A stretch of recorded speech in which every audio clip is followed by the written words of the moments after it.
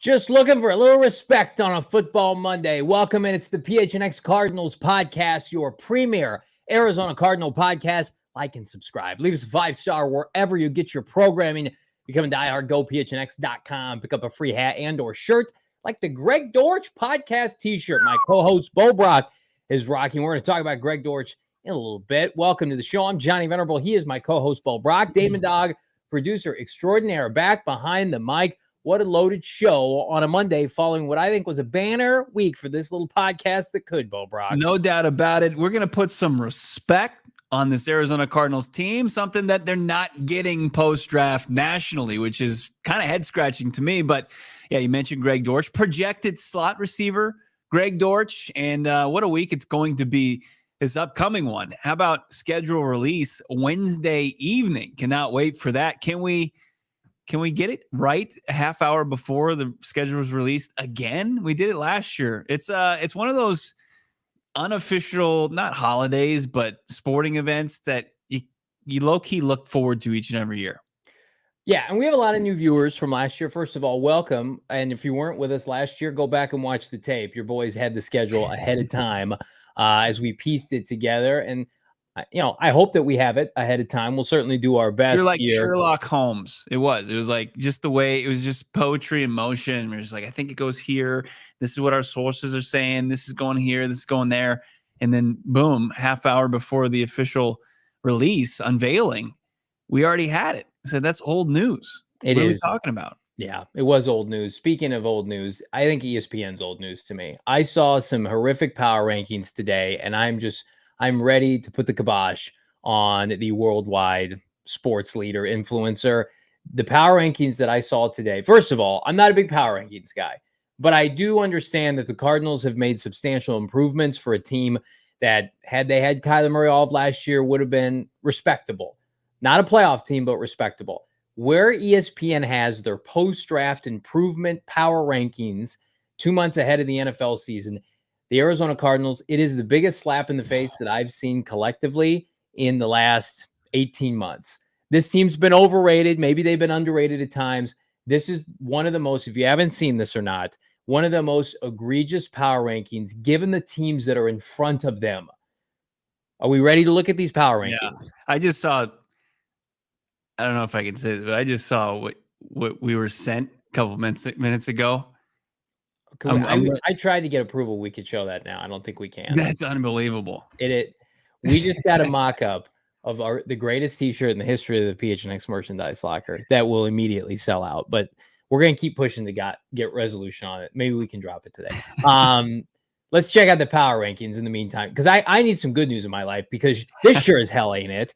So this is ESPN's post-draft power rankings. The Cardinals behind the Commanders, Giants, and Titans firmly at 29th. They are ranked as the second worst team in the NFC, only behind the Carolina Panthers. They are ahead of the Broncos and the Patriots. But again, Vikings, Saints, Raiders, Titans, Commanders, Giants. I'm sorry, the Commanders were picking second in the draft. Right. The Giants don't have a quarterback. The Titans with Will Levis. The Raiders have Aiden O'Connell. Right. The Saints, this is the biggest joke. I am about ready. ESPN, you are dead to me. I can't even look at you. The Cardinals were 500 with Kyler Murray, and now they've added Marvin Harrison Jr., and they've somehow gotten worse? Zero pulse of what's going on this offseason, at the end of the last season, which teams were trending the right direction. Because the Cardinals, going up from 30 to 29th, they weren't even the 30th team in the NFL last year. I mean, they were picking fourth in the league, right? And like they had three teams firmly ahead of them, including the Carolina Panthers, and you're going to include the Broncos down here. it gets even worse. The Commanders adding Bobby Wagner and Austin Eckler and other guys that play shuffleboard and need to be wheeled out into the sun. And this power ranking is ridiculous. I don't understand. Like Dan Quinn and Cliff Kingsbury is his offensive play caller. I don't know in what world the Commanders are projected to be a better team, and the New York Giants. Like, where did the New York Giants get better this season? Where did they get better this offseason? They add, sure, Malik Neighbors, great at. I think that them to stay there at 6 overall and take the second best playmaker they could potentially take in this draft, but they still have a big problem. Have a big problem that the teams ranked ahead of the Arizona Cardinals, where all disagree, are the same thing where it's quarterback purgatory. If you don't have consistent play at that position in this league, you aren't going to be a consistently good team. And that's why I think that the Arizona Cardinals, they're receiving way too much disrespect in these post-draft power rankings. Ozzy saying we went 4-4 with an XFL team, 100%. Like, we joke around, and I like a lot of the players that they still have and young players that played last year. The Cardinals had the hardest strength of schedule and basically went 500. I mean, it's a collective joke. The Giants tight end retired. Darren Waller is out of football now. The Giants are adding like C free agents post-draft to be like key contributors. The Cardinals added Zay Jones, who's been a number 2 and 3 receiver, to just be depth. The Cardinals are making new moves right now. I was texting somebody earlier today.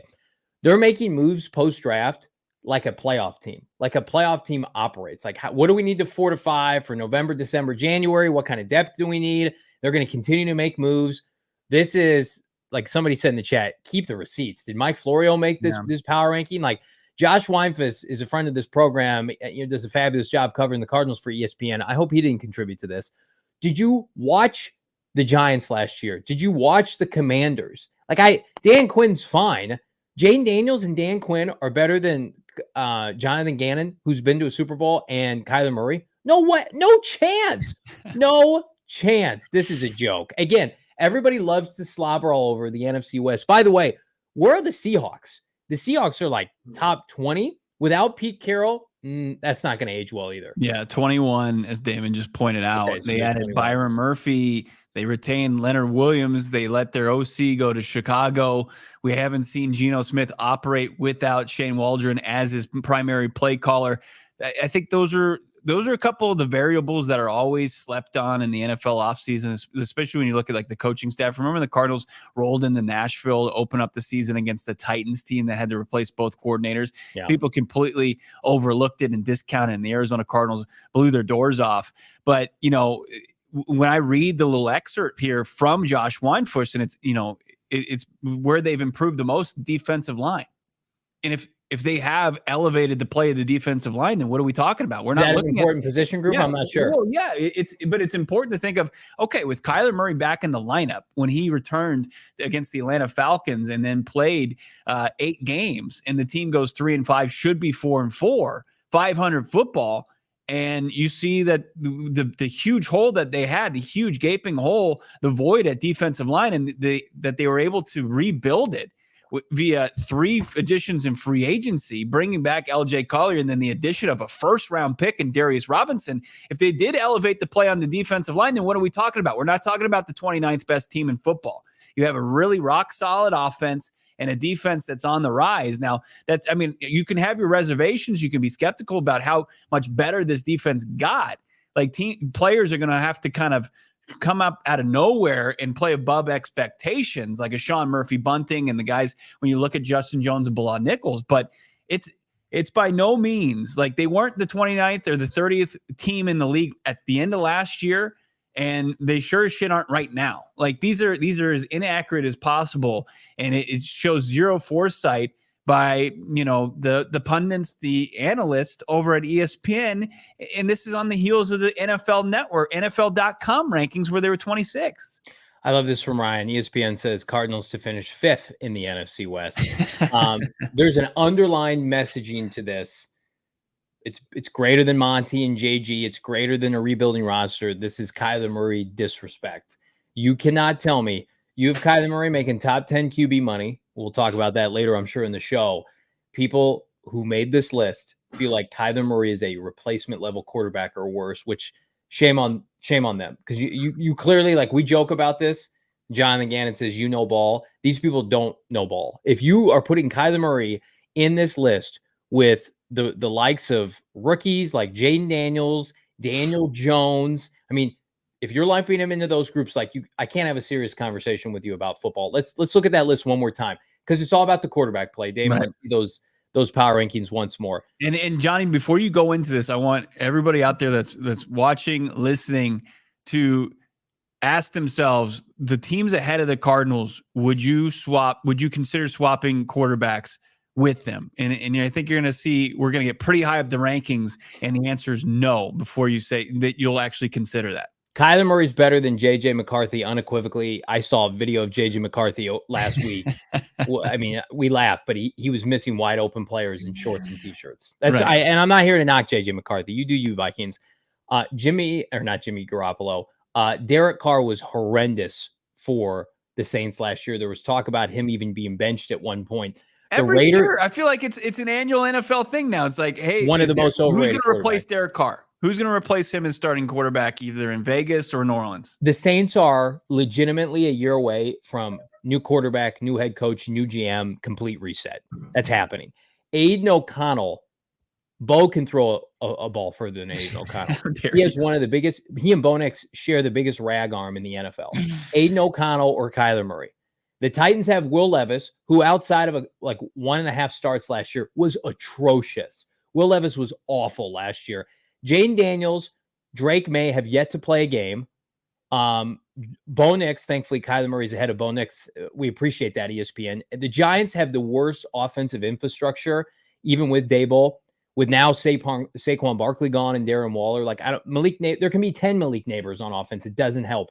This is one of the most disrespectful lists I've ever seen. Yeah. At the end of the day, it's become, and we had Mina Kimes on last week. We've heard from Kyle Brandt. We'd love to get him on the program this summer.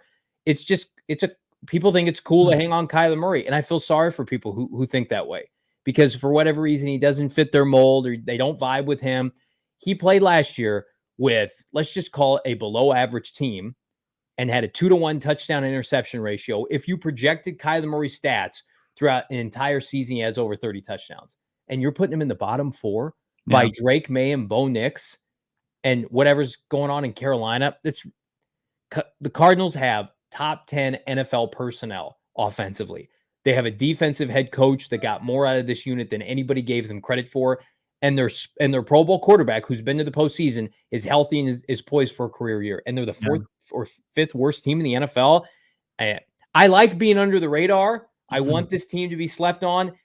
But then you see that kind of thing, and it's just like, don't even cover the Cardinals. We'll cover the Cardinals. Don't even talk about them. Don't put them on national TV, ESPN, NFL Network, CBS. Don't touch the Cardinals. You don't have the right to because you're not watching the games. Right. Well, look, Mina Kimes told us that much, right? She works a lot with a lot of people that cover the team nationally. She said herself, she's one of the few national NFL, analysts that pay attention to the Cardinals, right? I mean, because too often than not, outside of the Bruce Arians era, had the Cardinals really kind of put themselves in the national conversation, right? Where, they had that 21 season that was kind of the outlier, but other than that, they've been kind of nationally irrelevant. And luckily, last year, it was a necessary evil. But now, if you paid attention, like Mina saw with this team and how hard they played for Jonathan Gannon, and the lack of talent they had and the ability to compete certainly says something. And now that you've infused this roster with quite a bit of talent over the last 2 years in the draft, right? You had 13 first-year players to end the year last year, and then you add 12 players this year from the draft alone. I mean, half your roster are guys that are been handpicked that fit Jonathan Gannon and his coach's scheme, and what Monty Ossenfort deems is somebody who's going to be able to play for them. It's just negligence. It's people not paying attention, and it's lazy takes. It's people who just didn't want it. They wanted to look at the offseason and see the big, sexy moves where you've got, teams up ahead. Like Buffalo's still in the top 10. And I agree with our award-winning producer, Damon's think of the mass exodus that's been in Buffalo, and you still have them in the top 10. I mean, that's just where you're not paying attention and you're discounting way too many things. Johnny, the Bills have 2 of 10 captains from last year's team coming back. That's crazy. But see, they're giving respect to Josh Allen, whom they love, which is fine. I'm going to tell you right now. But it's just convenient criteria that they'll follow. Well, Buffalo's also in proximity to Bristol, Connecticut, which is where they're located, ESPN. And that's why, and we just had ESPN's biggest personality on with us Friday. If you missed it, check out the interview with Mina Kimes here on PHNX Sports on YouTube. But that's what makes Mina so rare, in that she can articulate a lot of this information and knows about so many teams and the facets of what make them great or where they have gaps or opportunities. Most of what ESPN is now, I don't mean to get on a high horse here, is just kind of white noise. And I feel like, I don't get my information from ESPN. I get my information from other outlets, people that are in the weeds with their teams day in and day out, that cover them consistently. I mean, to put that list out, they also employ Mike Tannenbaum. What does that tell you? Mike Tannenbaum, who wanted Kyler Murray to be traded for a ham sandwich so the Cardinals could take Drake May. I mean, it's just like, you see that, and then you see we never got James Conner for a 6th-round pick. Right. I mean, it's just, can we just have an offseason where nothing's keep the stupid shit to yourself? That's just, you just don't know what to do with the Cardinals, so just let's put them close to the bottom. They legitimately destroyed the Steelers in Pittsburgh. They, with no players, they beat Philadelphia. With no defense, they beat Philadelphia handedly on the road. They put up almost 40 points. And then they controlled Seattle for 4 quarters, and they had a special teams meltdown. They lost that game. People were projecting them to have no wins last year with Kyler Murray playing the entire season. If Kyler Murray played the entire season last year, they would have probably 7 wins last year. So now this year, Kyler Murray's back. The team's way better. And it's actually, you're going to get worse. It doesn't make any sense. When Johnny was rattling off all those QBs on that bottom 10 part, it was like it's like nearly vomited. It's like that meme of the soldiers, and then that one clown who's who's with the soldiers slinking except in. It's the opposite. It's all clowns, and then there's one legitimate guy right there. It's the dragons meme, right? Yeah, it is the dragons meme, but with just 9 other dragons with their tongue out.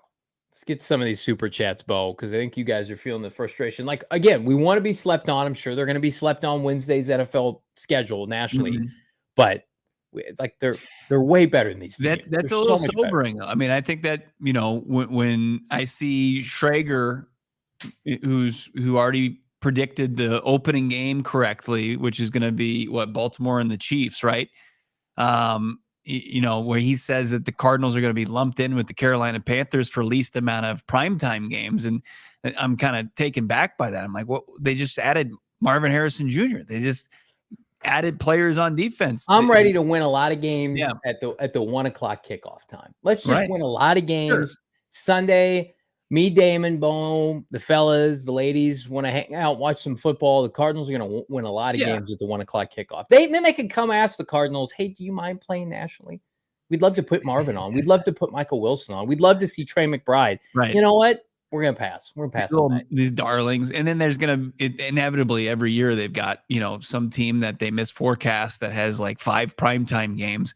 And we all have to Clockwork Orange, peel our eyes open. If I have to see the Giants on national TV this year, I might consider just. They're going to get 6 games, Johnny. You know they are. It's disgusting. It's disgusting. I like Jaden Daniels. He helped to gift us MHJ. It was the arrival of Jaden Daniels that got Marvin to Arizona. With that being said, Jaden Daniels and Dan Quinn over Arizona this year, you've got. When you look at these teams that could potentially that are valued on a national level ahead of the Cardinals, and take it with a grain of salt, right? But who they're gonna I can see at least Washington's interesting, new coaching staff, rookie quarterback. They're watchable for sure, right? I'm gonna turn them on the Sunday ticket. I'm gonna okay, what are all these moves gonna pan out? I'll watch them, right? In Bill Simmons calls it a league pass team, right? Tennessee, that's not. Yeah, I don't want to watch the. That's unwatchable. I don't want to watch the Raiders. I don't want to watch the Saints. I mean, there's intrigue as far as the Vikings. I want to see. The Saints could be really bad. The Saints might be the worst team in the NFL. The only thing that's saving them is their division. And then, we'll see what happens in the NFC South. How many NFC South teams did they jam ahead of the Cardinals? That's pretty bad. That's an indictment on their Cardinals are better than every team in the NFC South. They're better than Tampa. I know Tampa made the divisional round. It was admirable. I think it's a fluke. Yeah. They're better than every team in the NFC. I see people in the chat talking about, it's a Cliff-led offense. I understand that, but there's also intrigue from that standpoint. I want to see if Cliff had learned anything from his last stint in the NFL. He's learned nothing. And I also think this is unfair to the Cardinals too. They play in the NFC West, so people just assume, well, they're going to be bad because they play in a division with the Rams and the 49ers. Like, this is about like who are the best teams in the NFL. Like, the Cardinals are unequivocally a better team than 9 out of those 10 teams that are ranked ahead of them. But because they get knocked because they have to play in a division with 2 Hall of Fame head coaches, like, that's not fair to them. Like, they play in a division where at the end of the day, there's elite coordinators, personnel, people that consistently in the NFC Championship game, and you're gonna put them behind the Tennessees of the world.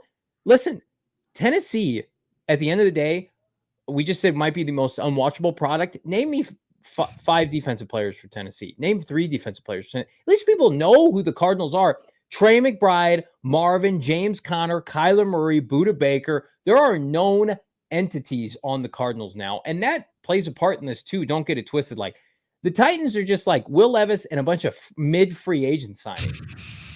They are horrific at drafting. Right. Oh, it was terrible. It was funny. It was like I had the Titans there up with the Falcons, where it's like, okay, I can't actually wait to see who they select, because it's gonna be like a car accident. You can't turn away. You can't turn away. Let's get to those super chats now. Sorry, I apologize. Got us off the rails there. No, you're Cardi good. B, he's continuing his Iron Man streak. The first one to drop a super chat. We appreciate you, Cardi. Thank you so much. $2. Happy Monday, Joe, Bo, and Bird Gang. Ready for the show. That's right. Cardi, pre-show. Yes, Cardi's got a PHNX merchandise locker T-shirt. It's the Rise Up Red Sea. I would say, Cardi, prepare yourself for a T-shirt drop that is going to shake the interweb to its core. That I'm gonna tell you right now, it's the greatest T-shirt. And we've got a lot of T-shirts coming out, and they're fantastic. We have one in particular. It's the greatest T-shirt we've ever done in the history of PHNX Sports. And I might frame it, put it on my wall. Like, people are probably think I'm being over dramatic. You guys give your take of what you just saw in the last 10 minutes. It goes so hard. About the hardest anything's ever gone. Is that overselling it?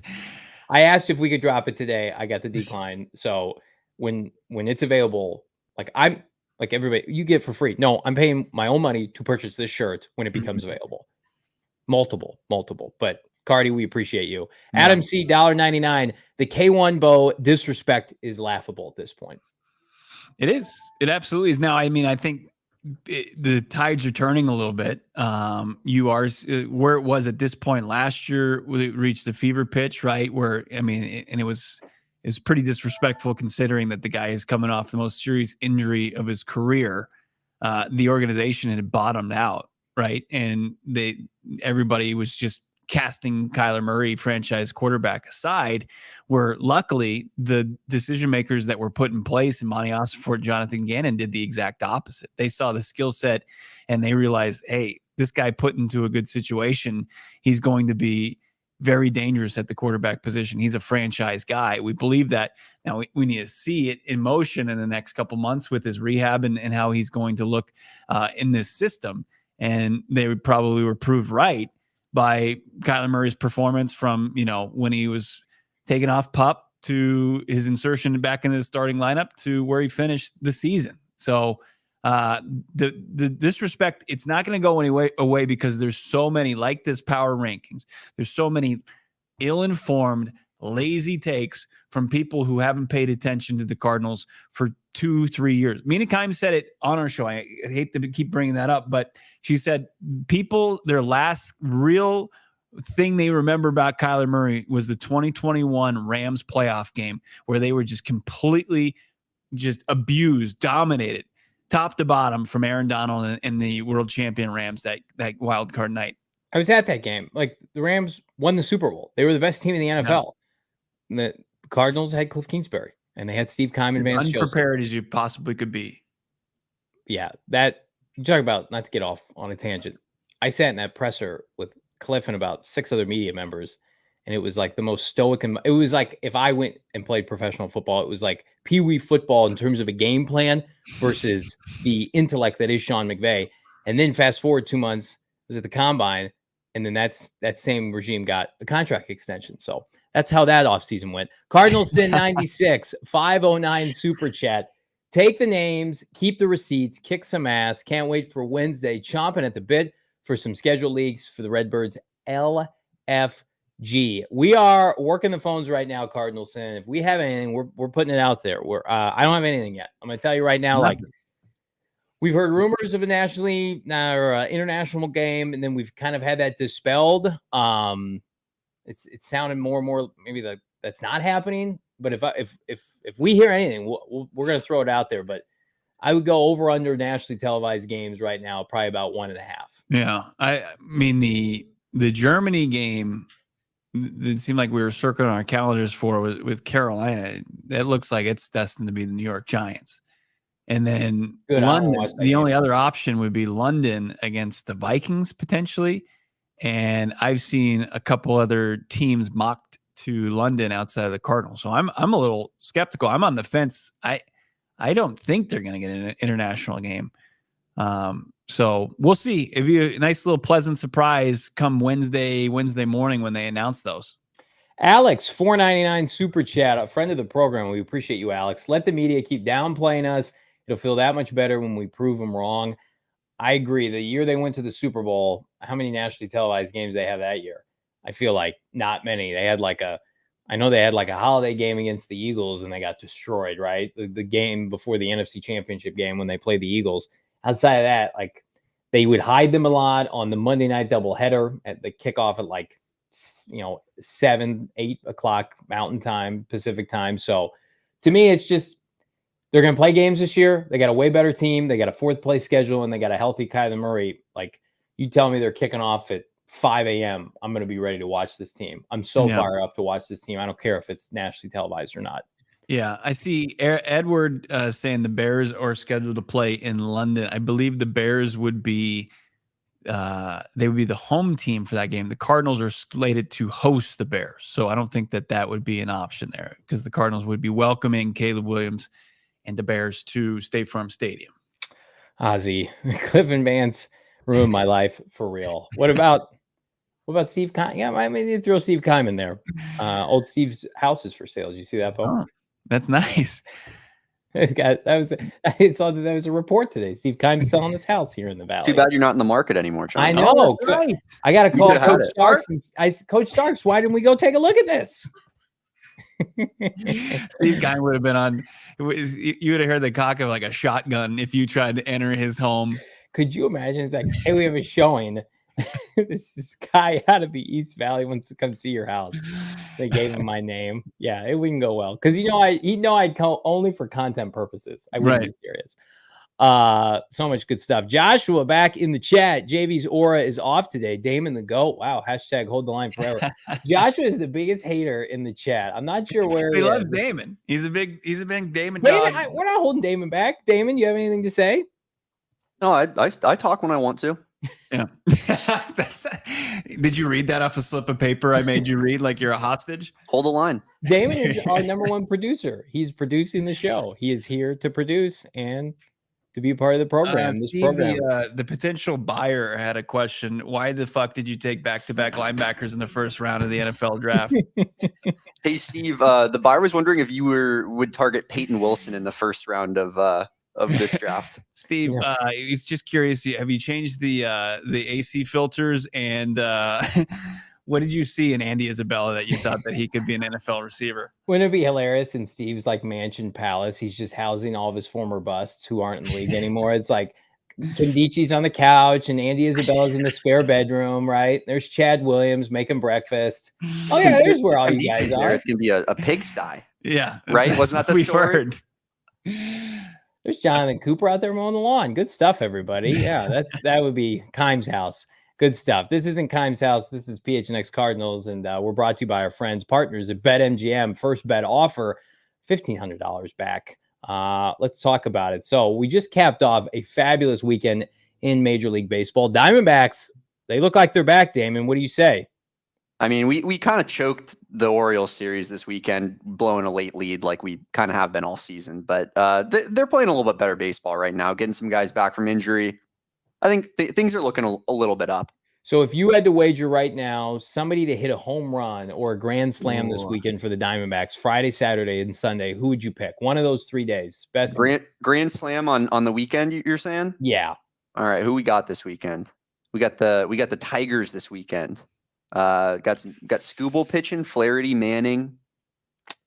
Let's go with Christian Walker. All right, let's make it our BetMGM pick of the week. It's Christian Walker to hit a home run that could turn into a grand slam. If you bet it and hit it with $10, you're going to win up to $50K in daily prizes with our friends at BetMGM, or share that prize with every other winning bettor. Again, $10 is all it takes. And in the meantime, download the BetMGM Sportsbook app on your iOS or Android device, or check them out at BetMGM.com. Sign up and deposit at least $10 in your newly created BetMGM Sportsbook account. Place your first wager, you're going to receive up to $1,500 back in bonus bets if that loses. So if you want to take the D-backs money line, sprinkle a little coin on it, up to $1,500 back in bonus bets if it loses. If it wins, you get the payout. If not, get some bonus bets to dabble with. But you got to dabble with the bonus code PHNX, and you got to sign up with our friends at BetMGM. Check out the show notes for full details. Now listen to my guy Shane Diefenbach talk about it in the disclaimer. Bonus bets expire in 7 days. One new customer offer only. Gambling problem? Call 1-800-GAMBLER. Available in the U.S. Call 877-8-HOPE-NY, 467-369 New York. Call 1-800-327-5050 Massachusetts. 21 plus only. Please gamble responsibly. Call 1-800-NEXT-STEP Arizona. 1-800-BETS-OFF Iowa. 1-800-981-0023 Puerto Rico. First bet offer for new customers only. Subject to eligibility requirements. Bonus bets are non-withdrawable. In partnership with Kansas Crossing Casino and Hotel. See BetMGM.com for terms. U.S. promotional offers not available in New York, Nevada, North Carolina, Ontario, or Puerto Rico. I concede that Damon is our resident baseball expert, but Ketel Marte is also on fire. Yeah, someone said Ketel in the comments. Yeah. That's probably, I mean, you're probably getting lowest odds on Ketel, but true. He's on fire right now. He's so good. Also, what's when you got your grill fired up, how about get some Butcher Box and throw them right there, start getting them some good grill marks on them. It's delicious. The meat it's unmatched. We actually fired up some steaks for Mother's Day yesterday. And I looked like a pretty good father/husband to my wife with that choice. Grass-fed New York strip steaks. Anybody in for those? Perfectly cooked? Yeah, you got to get in on Butcher Box right now and save some money while you're doing so. Get in on the beef, get in on the seafood, get in on the poultry, the pork. Can't go wrong with Butcher Box. It's as convenient as you could possibly get. It's high-quality meat and seafood you can trust. You're not going to make any mistakes here. Humanely raised, no antibiotics, no added hormones. You're just getting great meat, poultry, seafood for a great deal. Free shipping always. And also you're going to get curated and customized box plans just for you, what you're looking for, and you're going to save money. You're going to save time. No more multiple trips to the grocery store. You're going to get delivered right to your doorstep. Go to Butcher Box. They're offering our listeners an amazing offer where new users get $20 off their first box plus free meat by using the link butcherbox.com/PHNX. That's butcherbox.com/PHNX. Use the code PHNX to receive the exclusive offer today before time runs out. Time's not running out on the Cardinals receiving core. It's only getting better and better by the day. So again, last week, a plethora of moves and information, including, if you missed Friday's show, Zay Jones, the newest member of the Arizona Cardinals, signing a 1-year contract worth up to $4.25 million. Mm-hmm. We're told probably close to the vet minimum with some incentives. Cards make it official today. So Zay Jones is in the fold, but what does that mean for the Arizona Cardinals' big three? Speaking of the big three, Greg Dortch, part of this program, friend of this program, posted this photo today. Just a simple emoji. Shh. Yeah, that's in reference maybe to a little bit of some outside noise that he's experiencing. He's the new number 4, the slot receiver, with, I don't know, just a couple of draft stalwarts there to his right. Michael Wilson, number 14. And who's that right next to Michael Wilson, Bo? I can't make that out. See, that's 1 and an 8, a big, broad-shouldered, 6'4" wide receiver. Adonis. Yeah. Is there those New Balance gloves looking fresh? I mean, they're looking at their hands in this photo, and that's Marvin Harrison Jr., by the way. Looking at their hands is like, my God, look at how many receptions these bad boys are going to haul in this year.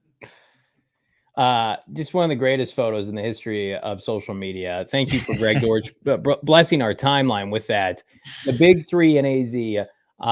And we're fired up about that. And listen, Zay Jones is brought in to be competition and to be depth, and he's played a lot of slot receiver. And that's Greg Dortch's role, right? I'm going to think for a second, Greg Dortch is going to concede anything to Zay Jones. So I asked you this, Bo. Now you've had time to process this. What is Zay Jones's role going to be to start training camp into the preseason? Like, we know what Greg Dortch can do. What does Zay Jones immediately bring to the Cardinals, and what's his job inevitably, assuming nobody goes down? I mean, somebody that can kind of help these younger players in finding their process, being a veteran. But I think right out of gates, he's a depth piece. He's a depth piece, and he's a guy that is going to see only I would say about 30% max percentage of the offensive snaps. And I think that's maybe being on the higher side. But if you look at his stats from last year, we mentioned that he didn't play close to a full season. He only played in 9 games. 7 of those starts, he had 34 catches for 321 yards, just over 37 yards per game. But if you kind of just take that out to a full season's length, that's still a 600-yard receiving season. I think that you would take that if you needed Zay Jones to play that type of snap load for the season. Like, I still think that the Arizona Cardinals envision their wide receiver core to run through MHJ, Michael Wilson, Greg Dortch, and then whatever's left over, whatever scraps, whatever meat that Johnny left on his plate in Indianapolis is left over for Zay Jones to eat in this offense. That's what he's going to get. Again, it's the uneducated on the Twitter streets. And again, you can say I like Zay Jones more than Greg Dortch. I mean, okay. Did you watch the Cardinals last year? Probably not. Greg Dortch was awesome down the stretch. He was their most consistent target. Acrobatic catches, right? And Cardinals made sure, we're tendering Greg Dortch. He's not going anywhere. And they signed a return specialist this offseason from Seattle that happens to play running back. So that tells me, Greg's going to have an opportunity to carve out more of a role offensively. Now, he's not going to play outside like he did at the end of last year, but this is Greg Dortch's job to lose. And I'm betting on him not to lose it. It's always been Greg Dortch is having to climb up the robust and now formerly expensive, overrated, bloated wide receiver depth chart, right? I think right now, I posted this on Twitter. Last year, the Cardinals had the number 1 most expensive wide receiver core in the NFL at 53.2. This year, pending the acquisition of Zay Jones, which is not going to bump it up hardly at all, they're at 29th at $13.5 million. I mean, think about the players that Greg Dortch has outlasted on this roster. I know it's not apples to oranges. Some guys made a lot of money. Hollywood Brown's come and gone. DeAndre Hopkins, goodbye. Rondale Moore, they play the same position, theoretically. Greg Dortch is like, no, I'm going to take your spot and your number. I'm a better football player than you. Thanks. Poor Rondale Moore is already having to give up his number to, 100-year-old Michael Penix in Atlanta now, too. Poor Rondale can't catch a break. But I do not bet against Greg Dortch at all. He is the antithesis of, I think, what Gannon wants to showcase on this roster. You can be an undrafted player or the 4th pick in the draft. You have to be a tough SOB. You have to come ready to compete, play your ass off. By hook or by crook, you're beaten up on NFL Sundays. You are here to help the team, and nobody has done that. I'd argue, outside of a James Conner or Jalen Thompson, better than Greg Dortch over the last 18 months. No, I mean, he's been their most consistent guy. And sometimes that's by default, but also, to a testament to Greg Dortch is he had to bang it over the head of his past 2 coaching staffs. We saw him early on in training camp in 2022, and he was the best receiver on the field. And it was a solid, I mean, you had a suspended Diop. You had, Hollywood Brown was dealing with different issues, but you saw during training camp, Rondale was hurt. Remember, Rondale hurt his hamstring right before the start. He was getting open. He was, even when he wasn't getting open and he had to go win a one-on-one, he was doing it in training camp. He was doing it in preseason games. He was doing it when his numbers called in the regular season. And, he was able to parlay that into a good, solid campaign. And then the next year, under new leadership, he had to go prove himself again. And it felt like, oh, well, this new leadership, they've seen the tape, right? They've seen it with their own eyes in training camp and preseason. And he was the number 1 receiver for Clayton Tune when he would get into the game. But no, apparently it didn't resonate early on with Petzing and Gannon and the people who make the decisions as far as roster and playing time. And then he just continued to do what he always does. He just, every time he gets his opportunity, he made a big time contributions to this team. And now I think that this organization understands what they have. And we talked to Monty Ossenfort about it at the combine. So what's the latest as far as Greg Dortch? At that time, he hadn't signed his exclusive rights free agent tender yet. And he's like, look, Greg Dortch has made some plays for us in the past, and Greg Dortch is going to continue to make plays for us in the future. And he's expanding his role, and his expanded role in my eyes, and I think in this podcast size, is as a starting wide receiver at that slot position. We get caught up in draft positioning and how much you make and your attributes physically. I remember watching Andy Isabella, who got so many opportunities because of what he was drafted in the second round, right? Kime and Cliff, they tried to make it work. And then like you would just watch him, you're like, that's just not a winning football player. Like that might seem harsh. You're just not helping anybody win. You're running backwards ahead of the first down marker. You're dropping passes. Greg Dortch is the opposite of that. He's a winning football player. That's as easy and as simple as you can put it. If you're trying to explain the Cardinals and what they do to somebody who doesn't consume the Cardinals or this team, probably a lot of people on ESPN, you just tell him, hey, Greg Dortch, he's a winner. We want him around. And that's what he, represents. So maybe Zay Jones is coming here to compete with Greg. Maybe he's coming here to be, who knows, Michael Wilson contingency plan. If Michael Wilson has to miss time again, he can play outside. It's a no-lose situation because, to your point, if Zay Jones, we fast forward to the end of the year and Zay Jones is a non-factor, he plays about 25% of the snaps, guess what? Then everything above Zay Jones on the depth chart went right. Marvin, big year. Michael Wilson, huge second year. Greg Dortch, productive in the slot. Trey McBride, like Tip. Elijah Higgins, the running backs. Like, there's a lot of mouths to feed suddenly. That wasn't the case last year. Yeah, you've got Zay Jones is not a necessity. He's a luxury. Like when you look at this wide receiver class, or this wide receiver room with the Cardinals, like they've got their starting X, they've got their starting Z, they've got their starting slot. They even have, some decent depth. But to be able to see at this point in the offseason, post-draft, a player like Zay Jones become available, Monty Ossenfort's not going to just say, well, we're set. No, he looked at it. He talked to a representative. They brought Zay Jones in, according to Jordan Schultz, and they liked the fit. And that's what good teams do. And he doesn't it feel like to you like it's a playoff move? Don't you think like this is a move that like we believe that could help us get to where we want to go? Well, I mean, it just strengthens the room. So if you have a player that had options, and he did, reportedly, with the Chiefs and the Dallas Cowboys, but he decided to come to the desert instead. I mean, that is just a testament to the organization, and where, even players coming from the outside, they get a good glimpse in these short visits, and they talk to Gannon, and they talk to Petzing, and they talk to Monty Ossenfort, and they see the vision, and they see, the team. I'm sure the team was working out. You had Kyler in there before he took his teammates on a trip to Oklahoma. I mean, it's once you start to kind of pay attention to what's going on here, I think it's easy to get excited. And it's just, you look at the depth that they've been able to acquire and add to this organization in the short time. It's pretty unbelievable. When you look at where the wide receiver room was at this time last year, where the running back room was at this time last year, you're just like, hello, and like who's in here outside of James Conner? And that's how the team was built previous to that, right? It was like, oh, we've got the one guy at running back, we've got maybe the two guys at wide receiver, and then that's it. And then there's no fallback plan. And then that's not how Monty Ossenfort operates. He understands that this is a grind, that this is a marathon, and you got to be able to get to it. Like, and sometimes you're not the healthiest team doing it. And he's setting himself up because he understands the rigors of the NFL schedule. Ozzy, if the Cardinals sign a vet edge, sign me up. We're going to the Super Bowl. Tongue in cheek, obviously. Is that now the biggest weakness on the roster? I mean, I think you and I thought that post-draft anyway, but there were a lot of people saying you got to get a receiver. Well, they got one now. Somebody that had some cachet on the open market, had options, right? Do you think the Cardinals, let me ask you this, Brock, do the Cardinals add a veteran edge rusher between now and training camp?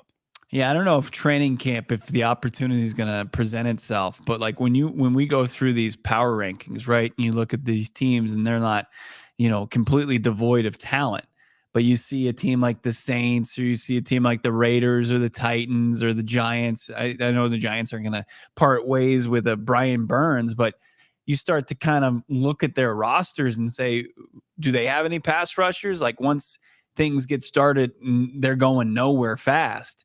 Like, does a pass rusher become available before the trade deadline in November? So I think that's probably the most realistic time outside of just being able to kick the tires on somebody that is it Ngakoue that you keep mentioning? Like, yeah, I mean that he would check a lot of boxes. Bud Dupree got signed recently. A lot of people had been pushing that. He didn't do much for me. And Yannick Ngakoue is still relatively young. He's somebody that is 2 years removed from almost a double-digit sack season. Didn't do much with Chicago last year, but Han shot first asking you who's even available right now. It's not great. But my only pushback is like you got a room full of unknowns. You got no known commodities, in my opinion. Yeah, you got to find somebody. Like when I say Carolina, they have nobody off the edge. They signed Jadeveon Clowney, but there's just really it is kind of slim pickings out there. Even if like these teams can immediately fall out of contention, which is pretty possible. I mean, whomever you sign is not going to be an every down player. You need a specialist to come in. Ian's saying Yannick is so mid. Is mid better than what they had last year, though? They went 7 games without a sack. Now, their interior D-line is night and day. It's not even close. So that's going to be helped indirectly. I'm sure that's what they're saying. We got better D tackles. It's going to make the edge rushers better. You got this is the second year for Zaven and BJ, but like those two players have immense amount of pressure because you can hide certain players in certain positions. Like you can either rush the passer or you can't. Yeah. The Cardinals with their front four last year, like now, no disrespect, it was laughably bad. They could not. Go look at what they tried to do against Jalen Hurts and Justin Fields. It was a joke in consecutive weeks. They couldn't do anything. I think Carl Lawson moves me the most out of the available options. Is he available, Damon? He is. He only played 6 games last year. He was hurt, but he's kind of been known as a guy who underperformed his sack totals. I don't hate that. He had like 5 sacks, 7 sacks, stuff like that, but was always rated really high by PFF. They think he's a good run defender, I'm pretty sure. He's only like 29, 28, right? Yeah, 28, 29. Yeah, I think that's the one I would pick if I had a choice there. Could you get in on somebody like Matthew Judon for the Pats? I feel like that would have already happened, don't you? Given the ties not now. I'm talking about like once you get through training camp. Oh, you're trying to trade for somebody. I got you. Okay. Yeah, but like once the Patriots, like once Judon and everybody sees the writing on the wall and they're like, oh, this is going to be a lost season.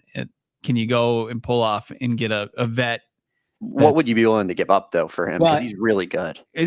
So he's good, like a 3rd round pick. That's too much, I think. I think that's what it would have to be honest. Last year or this offseason, he's 31. You got your backup quarterback for Rondale Moore. Okay. Is there anybody on the roster that's a fringe player at any position that you could dangle to another team for a rotational pass rusher? Like the Desmond Ridder, Rondale Moore equivalent? Probably not, right? No. I mean, when the trade went down, it was like player for player trade. It's just rare in the NFL. Who called it, though, that day we were talking on the phone? The Cardinals don't have any depth. Yeah, I mean, Ian makes. I mean, it's David and BJ. They just need to perform. And then I see one of the chats we had up there as far as Xavier Thomas, who we're going to get to talk to tomorrow, his introductory press conference at the facility, the Clemson 5th rounder. Well, can I just say a real something opportunity? Like, yeah, that'd be great if that happened. I can't sit here and say, "Hey, we'll be okay. We got a 5th rounder from Clemson." Like I hear you. That's not a serious option. And I would never say it to Xavier's face because he would murder me in plain sight. But like, no, it's just like, hey, a the day house 3 on fire, pass like, rusher is not a serious I got this option. bottle of water here. I'm gonna put this one out. It's just like, no, you need more than that. BJ is a serious option. Like he has to deliver. He's a top 50 pick from last year. This is his spot. There's no competition. You get a whole off season. If you aren't producing, like people are saying, Zaven has like the Cardinals have pressure maybe to get something out of him this year, but if he doesn't perform, he's walking as a free agent. They have no money tied to him. Ojulari was handpicked by Gannon and Austin Ford, and he was injured last year to start training camp. He did not look right. He was coming back, trying to get into shape like that. If you ask me right now, who's like the top 3 players that have to perform this year? Obviously, it's Kyler. BJ's in that group. I think Jonah Williams is in that group. Like a couple guys that are under immense pressure for this team because if they don't perform, then they got no shot. They got no shot. Yeah, it's they did. I want to say through the first 10 games of the season, they had some pretty surprising numbers as far as TFLs and sack numbers, and then that production just completely went away. Now you can also kind of tie that to who is available up front. And the Cardinals are it goes back to what we were talking about in the first segment. Like it's a much improved defensive line. And you've got 2 guys who have been consistently healthy in their careers in Jones and Bilal Nichols and also Darius Robinson. Like, is that going to, and also going into their second year, is it going to set up Zaven Collins and BJ Ojulari and Dennis Gardeck for success, enough success that you need coming off the edge? I hope so. I'm hopeful. I like Zaven Collins a lot. I hope he's the story of the season defensively. Illadre, $4.99. When we get a double-digit wins, we will see who's laughing this year. I think their ceiling is 10 wins. If everything breaks right, this is a team that can win 10 games. I think their floor is about, 7 wins. So they're going to be playing in that sweet spot. But, it would be great to both stick it to the league, in certain ways and just say, oh, Cardinals this year won 10 games. Nobody saw that. This is the 29th best team in the league. 10 wins. Patrick T, $5 super chat. K1 seems praised for poised. Poised. Sorry. Poised for a Goff level revenge tour. I'm ready to see the man turn into the Arizona Ranger, bringing respect back to AZ football. He was repping a Stone Cold Steve Austin's long sleeve when he was draining threes at the Thunder game. Maybe figure out a tie into that. They're both from Texas. Austin's the Texas rattlesnake. What would that make K1? You probably don't understand that reference. You don't even get that, do you? That's not even like that's like a pop culture reference. That's not even wrestling. Yeah. Cool. I don't know. I dislike you. Richard. Are you going to do the Stone Cold? Like when he scores a touchdown, we're going to hear the breaking glass and you're going to pound 2 beers at once. Is somebody going to throw Kyler Murray a couple beers? And I've actually moved on from my Baby Yoda pose. I'm actually going to chug Bud Light or Bud Heavy, a couple cans together in the end zone. The league would probably love that. That would be unbelievable. Hey, you guys don't put us on national TV. We can do whatever we want at this 10 o'clock window. K1's cracking beers. This is so off topic, Johnny, but you just mentioned Yoda real quick, and I have to say that Bo asked me today, real life question. No. Is Yoda a Jedi? He asked that to me. He looked me in the eyes and he asked What was the context? I need to know. He said Yoda's a Jedi, right? No, it was more like Jedi, right? It's getting harder and harder to be your friend. Richard, $4.99. Is it like 90%? I was just like, yeah, Jedi, right? Have you watched the movies? Yes. I don't believe you because there's no way you'd be able to watch the original trilogy and not come away with the fact that he is like the Jedi. That's what I said. That's what I said. Luke Skywalker is the Jedi. The mythology, like from a marketing standpoint, yes. The mythology and the lore, Yoda's like the Yoda or Obi-Wan are like the Jedi. Yeah. Get it together. Richard, $4.99. For us SW casuals, you are cash for sure. We're not into the mythology and the Bo and I and Damon are going to go see Deadpool later this summer, and like I don't need you ruining that either. I need you. You need to be up on that. I don't need you asking me X-Men references while we're watching the movie. I won't. There's study habits that I need you to take in. You might have a quiz before the movie, so we just feel good about your review. I will smoke any quiz you have, but hold on. Now I got the criteria of it. It can't be the mythology and the lore. No, it's just basic common knowledge. Yeah. It's the equivalent of what you just asked for Yoda. Yoda's taught every Jedi, essentially.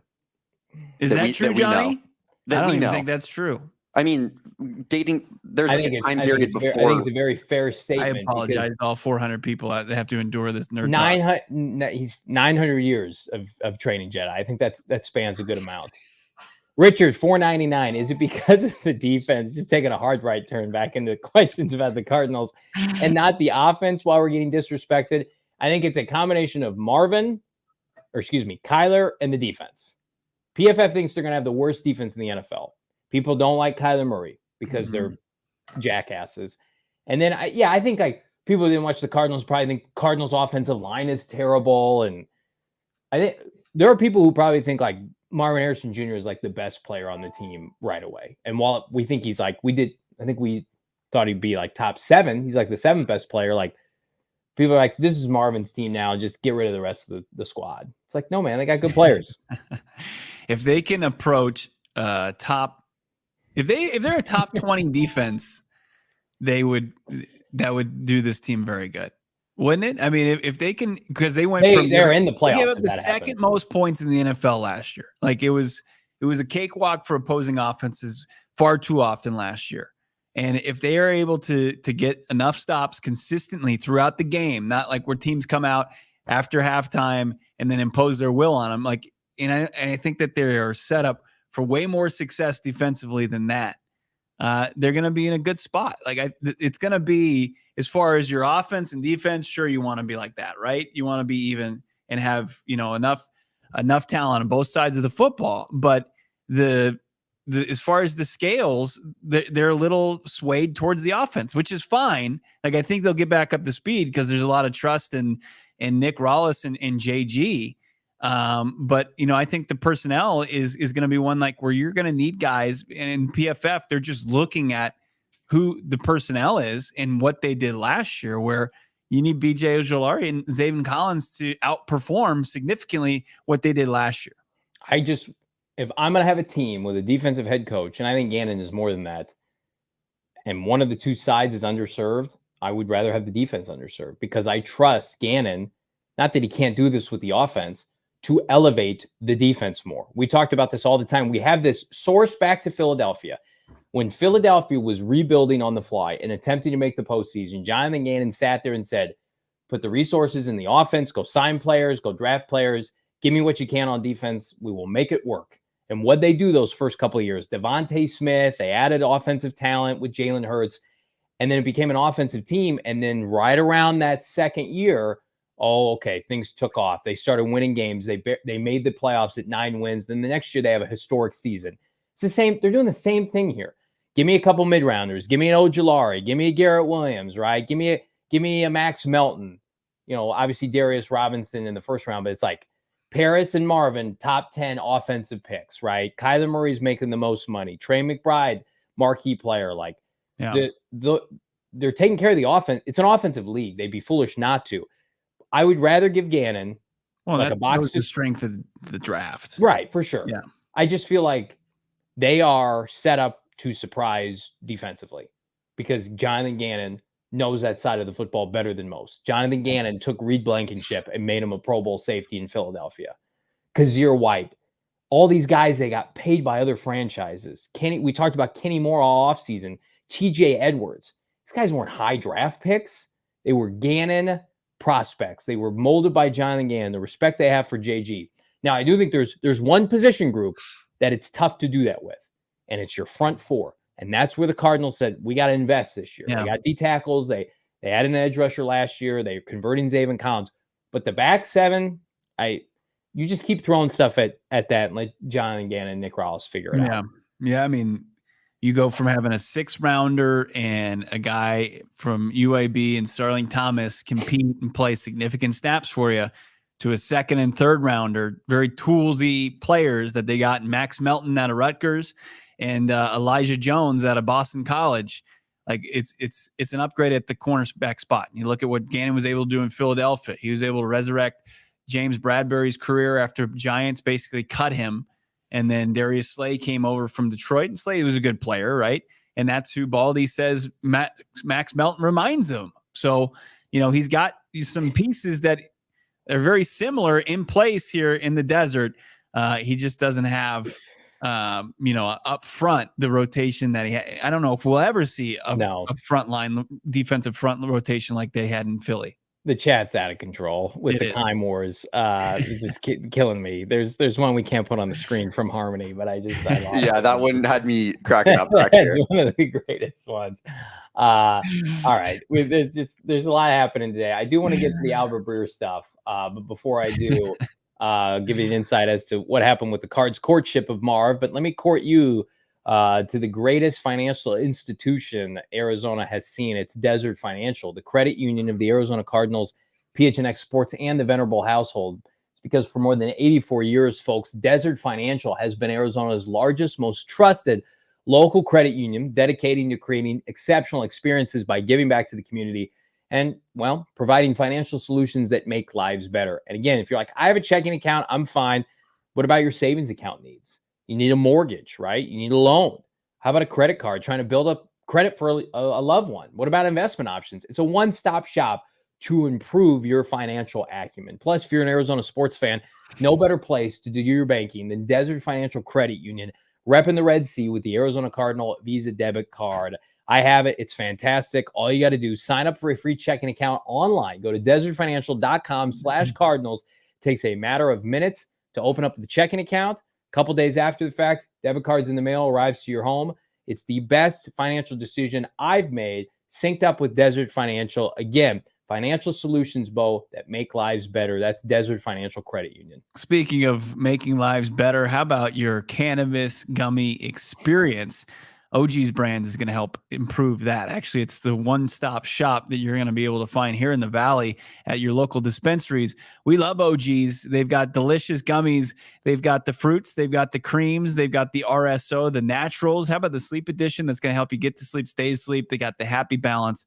They got so many different options for you, so many delicious gummies that they take so much time and put so much focus into making it a great experience for you out there. Check them out. Check out their big OGs as well. Those are giant 100 milligrams of THC slices of OGs that are on 10 perforated slices. It's unreal what you can find with our friends over at OGs. Check them out for yourself. OGsBrands.com. That's OGsBrands.com. Find them on your socials as well. They've got unbelievable options that you're not going to want to miss out on. Got to be 21 years or older, but of course, as I mentioned, find them in your local dispensary. OG's Brands, OGsBrands.com. Got a couple super chats. Are we caught up on super chats, Damon Dawg? I think so. I think we are caught up. Good stuff. Because I want to get everybody caught up. Albert Breer had a really good comment. First of all, give shout out to Breer, who's been money this offseason. And he clearly has ties to the Ohio State program, alma mater, alumni, and then Austin Ford, his ties back to New England. Breer had some interesting insight as it relates to the Arizona Cardinals and their courtship with Marvin Harrison Jr. that we've known started last offseason. The Cardinals viewed Marvin Harrison Jr. at C.J. Stroud's pro day at Ohio State because sources told Breer, if you don't do it now, you probably aren't going to get a chance to do it again, which is pretty nuts. But Damon, let's get to Breer's comments here on the Cardinals and MHJ.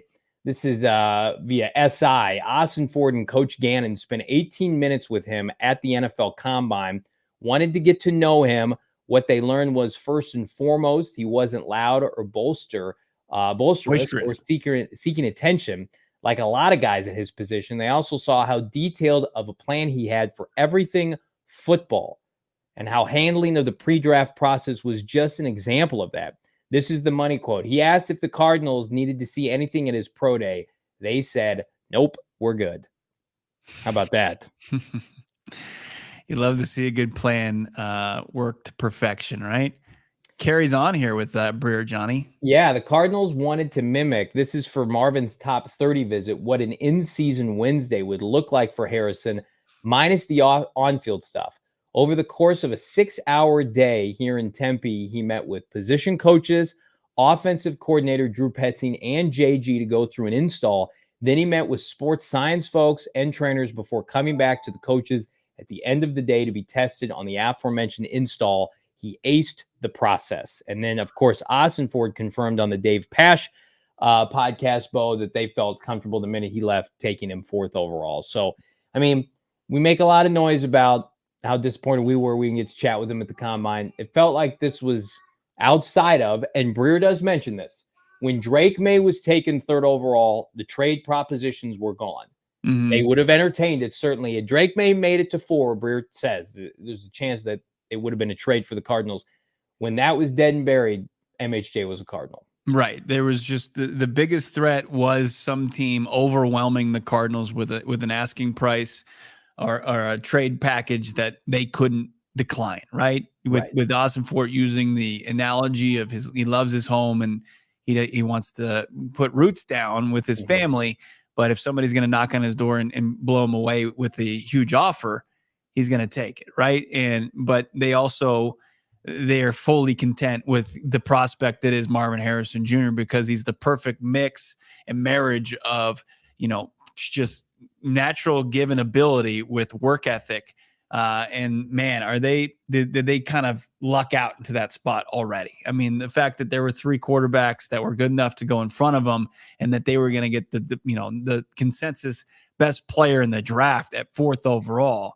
I mean, that's pretty unbelievable. And you start to see it, and we'll see more of him once he hits the playing field with the rest of his teammates after the rookie mini camp we saw on Friday and over the weekend. But man, you love to see this process because how, I guess, not vulnerable it is, but how tight they had to play it to their vest on something that just seems like it's a sure thing. Like when we have conversations about the draft, you saw how protective and how sometimes irate this fan base would get if you would even suggest that they didn't hold the line and draft Marvin. Why? We never experienced that. That never happened to this show.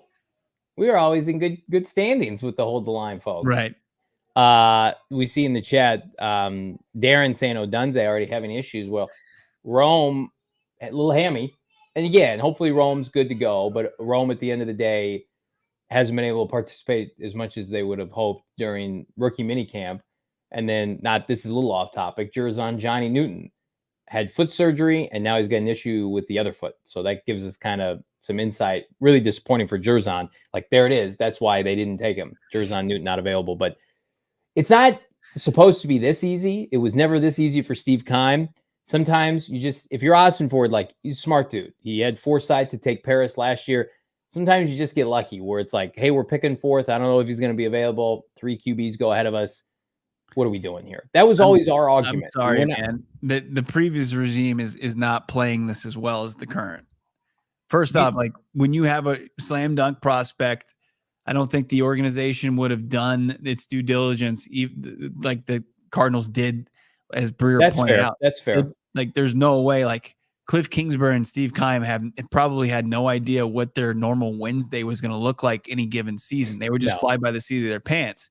So the fact that they had that set up, that's on brand for JG and Monty Osfort and the entire coaching staff to be that dialed into their process this far out and to kind of get insight on what any given player is going to look like.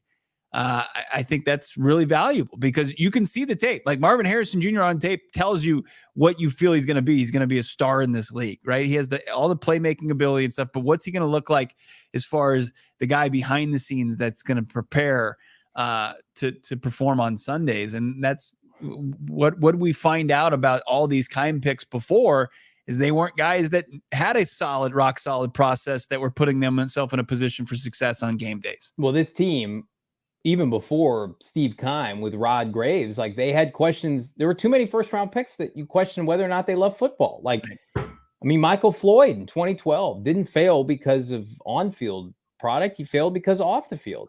We say the same thing about, Isaiah Simmons. There were concerns about how much he loved football. Robert Kimdiche, did he love football? Like, these were premium picks that the franchise was spending money on.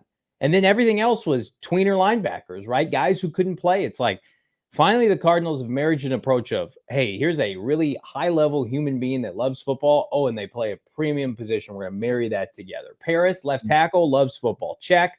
Marvin, generational, loves football. Good to go. Just so happened to come from the same university. But, the draft is hard, and the Cardinals would just make it under Keim exponentially more difficult than it needed to be. So our biggest argument throughout the course of this entire offseason with the trade down speculation that we would do every day was, don't you just feel like you're just buying yourself more time as a GM to take the safe pick that everybody wants, that checks all the boxes, instead of, there is some risk with trading down. Quinyon Mitchell at 12 or 13 is what we would always talk about. But you look at the players that went there. It's just for Austin Ford, it was not worth it. And I commend him for understanding that the week of the draft and making Marvin the pick, because as much as we wanted it to happen and the odds with BetMGM shifted that day when we were heading over to Gila River, we didn't feel comfortable about it until it was announced. Yeah.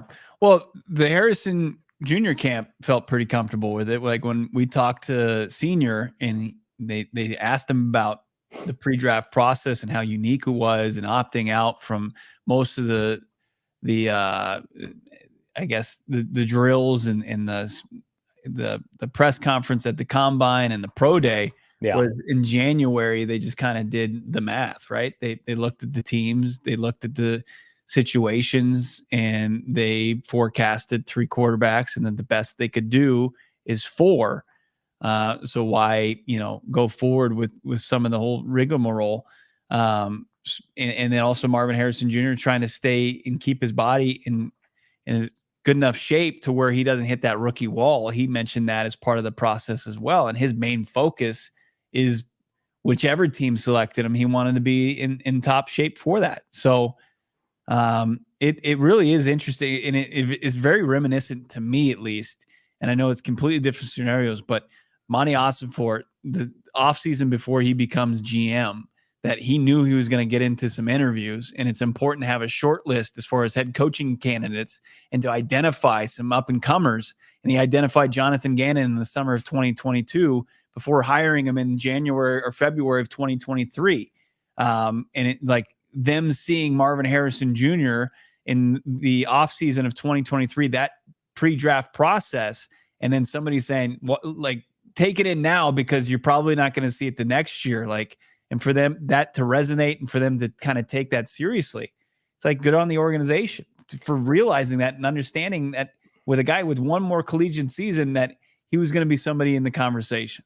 Imagine being prepared, right? This franchise, right. The opposite of that under Kime and Cliff. You can be prepared right now. Save on some gas, premium gas at America's Thirst Stop with our friends at Circle K. I was at Circle K over the weekend, popped inside, got a couple beverages, went outside, took advantage of their new free membership program, the Inner Circle. Save 25 cents per gallon on your first 5 fill-ups. Save 3 cents per gallon every single day. So the discounts, the savings never stop with our friends at Circle K. And by the way, Thirst, you've met your match with Circle K. Enjoy your member-exclusive beverage deal right now. I took advantage of this. Inner Circle members can get any size Polar Pop for just 69 cents. That also includes the Froster. This is now through September 3rd. So peak heat seasons in Arizona. We're going to keep you hydrated and keep your gas filled up to 100. Find it under the app under Inner Circle-offers right now. Join the Inner Circle, Bo and Damon, for free by downloading the Circle K app today. Of course, terms and conditions apply. At participating locations, visit CircleK.com for more details. It's Monday, and that means Margarita Monday over at our friends at Illegal Pete's. We love Illegal Pete's. Look at those delicious tachos. You know what? I'm just going to go ahead and say it. I'm going right there after the show right now. I am. I'm going to get some dinner at Illegal Pete's. That should be illegal, Damon. Hey, easy. It's the best. It is. It's tough to beat.